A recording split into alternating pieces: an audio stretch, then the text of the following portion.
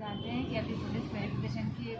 Process चल रही है, तो बहुत सारे बच्चे ये सोच के बैठे हैं कि अभी हमें ज़िला में ऐड करेंगे या फिर उनकी तरफ से कोई नोटिस आएगा उसके बाद ही हम जाएंगे वहाँ पे। तो उन्होंने, आप ये सोचो ना कि उन्होंने दे रखा है टाइम कि 10 दिन के अंदर आपको आमद देनी है यहाँ पे। तो आपको, मेरे हिसाब से आपको जाना चाहिए, क्योंकि मैं यहाँ आई हूँ और मुझे पता चला है कि ऐसा कुछ नहीं है, अपने को आना है ज़िले में। बाकी जो प्रोसेस है वो यहाँ के अधिकारी वगैरह समझा देंगे। और विशेषकर डॉक्यूमेंट की मैं बात करती हूँ कि डॉक्यूमेंट के बारे में ऐसा है कि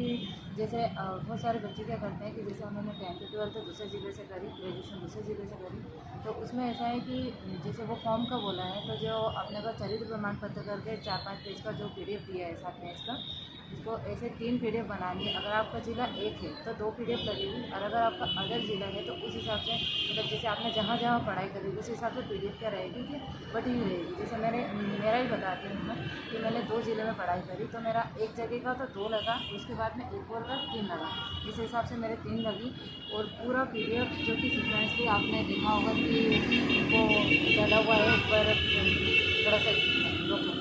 बताना चाहूँगी। जैसे कि अगर आप अदर ज़िले के हो तो फिर उस हिसाब से सेट लगेंगे, और हर सेट पे हर, जैसे कि उन्होंने प्रिंट का दे रखा है, जैसे कि आई हो गया 10th 12th, इसमें सॉरी आई का नहीं है, पर 10th 12th ग्रेजुएशन जो भी आपने कर रखा है डिप्लोमा वगैरह, उसकी प्रिंट लगानी है, और हर सेट के पीछे उतनी ही फ़ोटोकॉपी लगेगी आपकी। और फिर फॉर्म फिल करके उसमें जो अपने प्रचार्य हैं या फिर जिसे आप साइन करवाना चाहो, उसमें 8 ऑप्शन दे रखे हैं, उस हिसाब से आप साइन करवा लीजिए। और मेरे मानो तो ऐसा करिएगा कि लास्ट का जो फ्रंट पेज है उसकी करिए कि 3-4 पेज ले जाइए, और जो अपने प्रचार्य हैं उनसे साइन करवा लीजिए। मतलब वो लास्ट वाले की 3-4 कॉपी करवा लीजिए, मतलब तो वो है ना, आप लिख दोगे उस पर साइन करवा लोगे साइड पे, तो आपको फ़ायदा ये हो जाएगा कि यहाँ पे अगर वो बोलते हैं कि आपने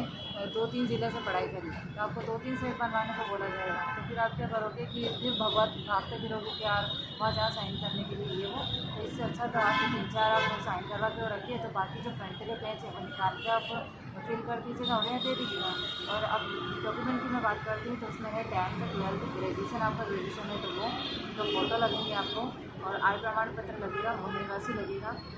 मूल निवासी के साथ में जाति प्रमाण पत्र लगेगा आपका, और ओरिजिनल सभी चीज़ चाहिए। जैसे ID प्रूफ की बात करें तो आधार कार्ड होगा, वोटर ID चाहिएगा आपका। ठीक है, बस इतना ही।